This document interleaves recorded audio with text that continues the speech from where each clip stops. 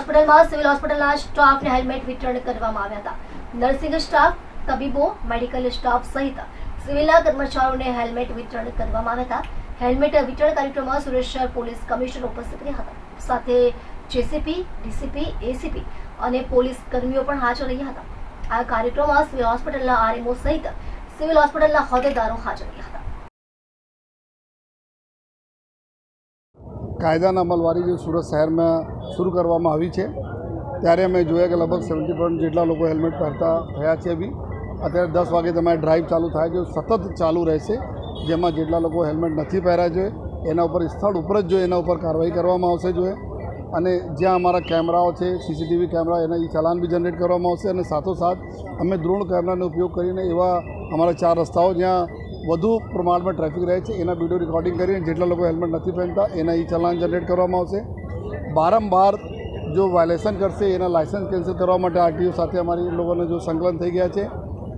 અમે બધાના રિક્વેસ્ટ એવો કરીએ છીએ કે આ હેલ્મેટ કોઈ પોલીસથી બચવા માટે નથી, બલ્કि આ પોતાના જિંદગી બચાવવા માટે, આપણા પરિવારની જિંદગી બચાવવા માટે બહુ જરૂરી છે।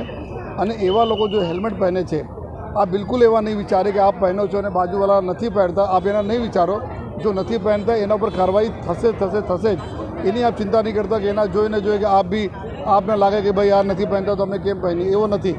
આપ આ નથી માનતા જો કે આપના જગ્યા ઉપર આ બાજુવાળા નથી પકડાયા બિના હેલ્મેટવાળા તો નહીં પકડાશે, એના પર કોઈ કાર્યવાહી નહીં થશે, એવો નથી।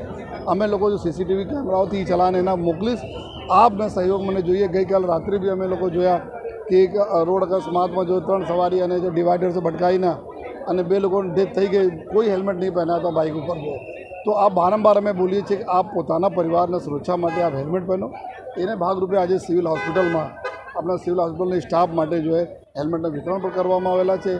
આ એવી જગ્યા છે કે બધા લોકો અકસ્માત થઈને પછી અહીંયા જ આવે છે અને આ અમે લોકો સ્ટાફથી બી રિક્વેસ્ટ કરી જેટલા લોકો આવે બધાને બી આ પ્રોત્સાહન આપતા રહેશો કે હેલ્મેટ પહેરે અને સુરક્ષિત રહે। સુરત શહેર પોલીસ કમિશનર અનુપસિંહ ગેહલોત સાહેબ ખુદ હાજર રહીને આજે સિવિલ હોસ્પિટલના મહિલા તબીબો, નર્સિંગ સ્ટાફ, સફાઈ કર્મીઓ અને પેરામેડિકલ સ્ટાફને હેલ્મેટ વિતરણ કરવામાં આવ્યું। પોતે હેલ્મેટ પહેરે અને દર્દીઓના સગા દર્દીઓને આની સમજણ આપે। અકસ્માત થાય ત્યારે હંમેશા સિવિલ હોસ્પિટલ કે હોસ્પિટલમાં જ આવતા હોય છે, ત્યારે ખૂબ ગંભીર ઇજાવાળા દર્દીઓ આવતા હોય છે। શહેરીજનોને એટલી જ વિનંતી છે, પોલીસ પોતાના માટે આ નથી અમલ કરતા, પોતાની સલામતી, પોતાનું રક્ષણ અને જીવ બચાવવા માટેનો આ ખૂબ સારો ઉપાય છે। હેલ્મેટ પહેરો અને પહેરાવો। આ એક અભિયાનમાં પોલીસ કમિશનર સાહેબ, જોઈન્ટ પોલીસ કમિશનર સાહેબ અને ડીસીપી ટ્રાફિક ખુદ હાજર રહ્યા। ડીન અને સુપ્રિન્ટેન્ડન્ટની ઉપસ્થિતિમાં 110થી વધુ હેલ્મેટનું વિતરણ કરવામાં આવ્યું। બીજાને પણ અમે આપશું અને આ અભિયાનમાં જોડાવા માટે શહેરીજનોને અપીલ કરું છું। ગઈકાલે 2 જણા રોડ અકસ્માતમાં મૃત્યુ પ્રાપ્ત પામ્યા છે, એ લોકો પણ હેલ્મેટ નથી પહેર્યું, શું કહેશો?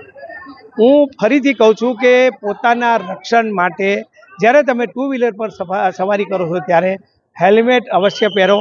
એ તમારા જીવ બચાવવા માટે છે, જીવના જોખમ માટે નથી। હેલ્મેટ એ કોઈ જબરજસ્તી નથી, પણ પોલીસ વિભાગને સહકાર આપી અને આ હેલ્મેટને જબરજસ્ત અભિયાનને સફળ બનાવીને લોકોનો જીવ બચાવીએ।